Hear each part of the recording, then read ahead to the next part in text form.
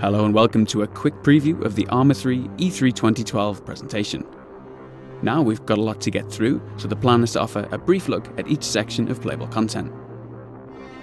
At the heart of everything is Camp Maxwell. From this small military outpost, we've prepared activities, showcases, and even a short campaign mission, which are accessed directly via the camp in whatever order we like. Of course, at E3 itself, visitors to the Bohemia Battle Bunker booth are encouraged to get hands-on with it all and take a look at these things in as much splendid detail as they like, and at their own leisure. Alright, let's kick things off, starting with a wee jaunt around Maxwell.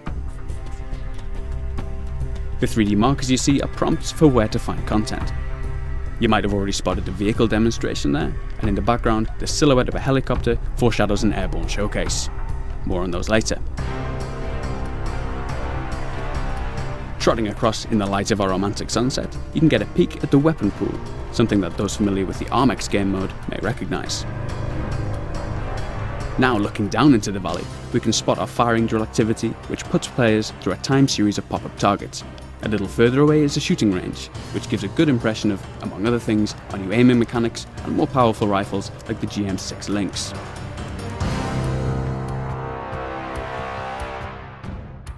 Alright, let's get serious now and crack on with the vehicle showcase. The cabin of the vehicle offers a few nice features. Things like the hands on the wheel might seem trivial, but their long-awaited inclusion really helps to connect the player to the feeling of driving. Alongside the new physics-supported handling, it's a real upgrade. The same too goes for mirrors and onboard displays, which, while subtle, are all part of the overall impression. So, up ahead lies a bunch of enemies, and I've got a grenade launcher on the roof of this vehicle. But unfortunately, we'll have to save that for the presentation proper, as we skip through to our next section. Diving. Aside from the controversy caused by our underwater combat, it's one of our most striking new features. Finding ourselves under the surface again, this time we'll take a peek at the STV. A team member described the controls as something like a cross between a helicopter and a regular boat. Now, since that doesn't really make any sense, it'll suffice to say that we've got regular control over moving forwards and back, a rudder to turn, and the direct control over our buoyancy. Moving on now to a real man's machine, a helicopter, we'll take a look at the terrain from above and finally get to the business of engaging an enemy. Skipping between the trees, we'll target a lightly armoured vehicle and take a look at radar installation Mike 26 from above.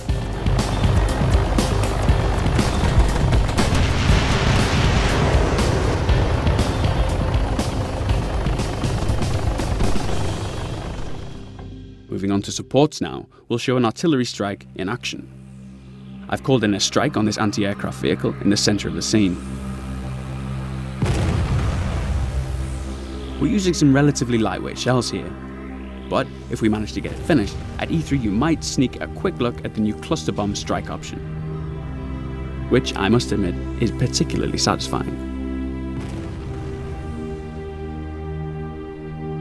The night showcase helps us demonstrate some of the features we looked at in our recent lighting showcase trailer. One feature we didn't manage to show was the weapon-mounted lights. Switching it on, you can see the beam cast on the ground, which nicely highlights the new detail surfaces. Switching to third person, we'll take a brief look at night vision and demonstrate the ongoing work we're currently implementing with muzzle flashes.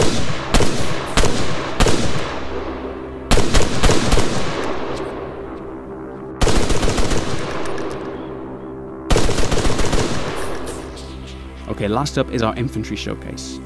Obviously there's a lot to show here, but I'd like to take a quick glimpse of some of the new animations. There's the previously mentioned tactical pace, which is a little slower than running, a little faster than walking, and fatigues the player more by way of our new fatigue and encumbrance system. There's also a few new crouch and lean options. Taking cover behind this wall and disposing of our enemy, I'll demonstrate popping that down, and naturally popping up a little higher than the default stance too.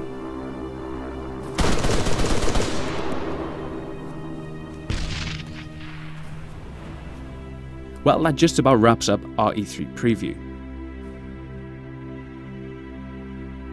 I hope that raises a lot of new questions, which of course Ivan, myself and Daisy creator Dean Hall will be more than happy to address at E3.